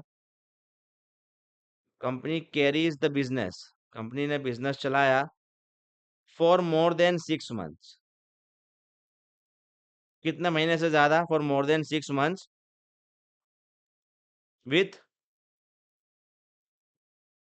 Number of members so reduce हो गए थे, यानी पब्लिक कंपनी में 7 से कम हो गए थे, या प्राइवेट कंपनी थी उसमें 2 से कम हो गए थे। और होने के बाद कंपनी ने 6 महीने से ज्यादा बिजनेस चला दिया उसी कम नंबर ऑफ मेंबर के साथ। एंड एंड वो जो मेंबर्स है, जो बचे हुए मेंबर्स थे, 7 से अगर 6 हो गए थे, वो मेंबर कॉग्निजेंट थे, यानी उनको पता था कि भाई पब्लिक कंपनी है और हम 5 मेंबर के साथ ये बिजनेस कर रहे हैं और 6 महीने से ज्यादा हो चुके हैं ये बिजनेस करते हुए, और इनको ये पता भी था कि ऐसा हो रहा है, तो फिर क्या होगा? तो फिर क्या होगा? वो जो बचे हुए मेंबर है, such member shall be personally liable. किस चीज के लिए पर्सनली लायबल? समझ लो ये कंपनी थी, मैं आपको बता रहा हूँ किस चीज के लिए पर्सनली लायबल होंगे। ये कंपनी थी पब्लिक कंपनी, बराबर, पब्लिक कंपनी। इसके 7 से मेंबर दो रिड्यूस हो गए और अब हो गए 5 मेंबर। ये कंपनी के 5 मेंबर हो गए और कंपनी ने बिजनेस कर लिया फॉर 10 मंथ्स ये 5 मेंबर के साथ। तो जो 8वां महीना था, यानी 6 महीने के बाद, वो 8वें महीने में कंपनी ने लोन लिया। अब ये जो 8वें महीने में लोन लिया है ना, इसको पे करने के लिए सारे मेंबर्स जो है वो पर्सनली लायबल होंगे। क्यों? क्योंकि एक तो 6 महीने से ज्यादा आपने बिजनेस कर लिया और आपको पता भी था कि मेंबर रिड्यूस्ड है, तो अब उस 6 महीने के बाद जो भी आपने लायबिलिटी आई है कंपनी की, वो कंपनी की नहीं रहेगी, वो आपकी पर्सनल रहेगी। मतलब 8वें महीने में इन्होंने जो लोन लिया था, उस लोन के लिए सिर्फ कंपनी लायबल नहीं है, ये सारे सेवरली लायबल है। इनकी लायबिलिटी क्या हो जाएगी? अनलिमिटेड हो जाएगी। बस ये बात बोली है सेक्शन 3A में कि 6 महीने से ज्यादा अगर आपने बिजनेस कर लिया स्टेट्यूटरी मिनिमम मेंबर से कम, यानी पब्लिक कंपनी में 7 से कम, प्राइवेट कंपनी में 2 से कम, और ये थे, और आपने 6 महीने से ज्यादा बिजनेस कर लिया और आपको पता भी था कि कम है, तीनों कंडीशन सेटिस्फाई हो गई है, तो जैसे 6 महीने खत्म होंगे, उस 6 महीने के बाद जितना भी वक्त गया, उस वक्त में आपने जो भी लायबिलिटी आप पे अराइज हुई है, वो कंपनी की लिमिटेड नहीं है, वो अनलिमिटेड है, उसके लिए आप सेवरल लायबल होंगे। बस ये बोलता है सेक्शन 3A। क्या बोलता है? इतनी बात करता है सेक्शन 3A। समझ में आ रहा है? तो मैं आपको एक्सेप्शन बता दूं कि और इसके नहीं, एक्सेप्शन मतलब के जहां पर अनलिमिटेड लायबिलिटी हो जाएगी मेंबर की। वैसे तो लिमिटेड है, लेकिन अनलिमिटेड हो जाएगी। तो पहला मैंने आपको क्या बता दिया? सेक्शन 3 है। सेक्शन 3 एक आ गया जिसमें उसकी लायबिलिटी अनलिमिटेड हो जाएगी। फिर अगर कंपनी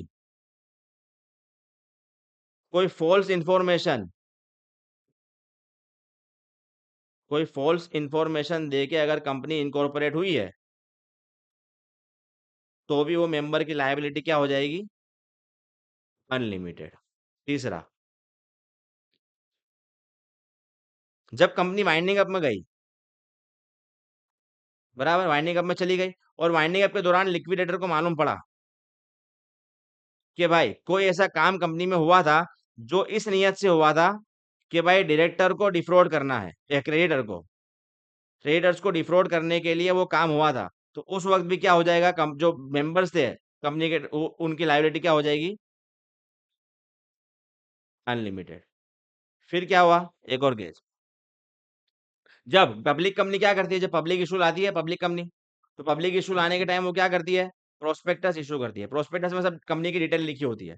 अगर प्रोस्पेक्टस में आपने ने कुछ गलत डिटेल लिखी है, रॉन्ग, और वो मैनिपुलेट करके आपने पब्लिक से पैसा रेज कर लिया है, तो वो टाइम भी अगर मालूम पड़ गया कि गलत इन्फॉर्मेशन थी, तो वो टाइम भी सारे मेंबर की जो लायबिलिटी हो जाएगी वो हो जाएगी अनलिमिटेड। सारे मेंबर सेवरली लायबल हो जाएंगे। एंड लास्ट केस, कंपनी जो है उसने क्या किया है? पब्लिक से क्या किया है? डिपॉजिट एक्सेप्ट किया है। वो करती है, यानी शॉर्ट टर्म बोरोइंग करा है। अब कंपनी डिपॉजिट जब लेती है तो शॉर्ट टर्म बोरोइंग होती है, यानी डिपॉजिट का पैसा आपको जब रिडीम करना होता है, समझ लो 5 साल का डिपॉजिट है, 5 साल बाद पैसा देना पड़ता है, और उस 5 साल जब तक कंपनी के पास है तो उस डिपॉजिट पे आपको इंटरेस्ट देना पड़ता है।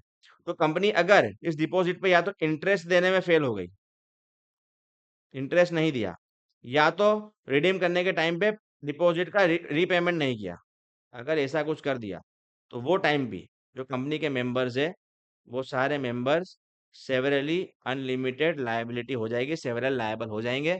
बस इतना ये कहता था। टेबलेट आईपैड का चार्जिंग 2% बचा है। मैंने आपको आपका सारा चैप्टर 2 का मॉड्यूल यहाँ पे खत्म करवा दिया। आखिर के 10 मिनट में मैं थोड़ा तेज हो गया क्योंकि चार्जर मेरे पास अभी अवेलेबल नहीं है और आईपैड स्विच ऑफ होने वाला है। अब आप अपने मॉड्यूल से कंपेयर कर लेना। सारे केस लॉज मैंने आपको बता दिए, सारे मिसलेनियस टॉपिक्स मैंने आपको बता दिए जो कल छूट गए थे, और एक लाइन भी अब ऐसी नहीं है आपके चैप्टर 2 के मॉड्यूल में जो मैंने आपको नहीं बताई है। उससे ज्यादा ही मैंने पढ़ा दिया है, और इसी तरीके से हम शुरू करेंगे अब चैप्टर 3। अब आपकी 3 दिन लगातार क्लास नहीं होंगी, फ्राइडे सैटरडे संडे मैं एक काम से बाहर जा रहा हूँ, आप ही के लिए काम से जा रहा हूँ बाहर, आपके लिए कुछ इंतजाम करने हैं, उसके लिए बाहर जा रहा हूँ, तो मैं आउट ऑफ टाउन रहूंगा तो मैं रिकॉर्डिंग कर नहीं पाऊंगा। अब आपकी सीधी क्लास अपलोड होगी मंडे को। आप मेरे को बता देना टाइम के मैं शाम में अपलोड करूं कि सुबह 10 बजे अपलोड करूं, उस टाइम पे मैं कर दूंगा। ठीक है, चलो बाय बाय, टेक केयर।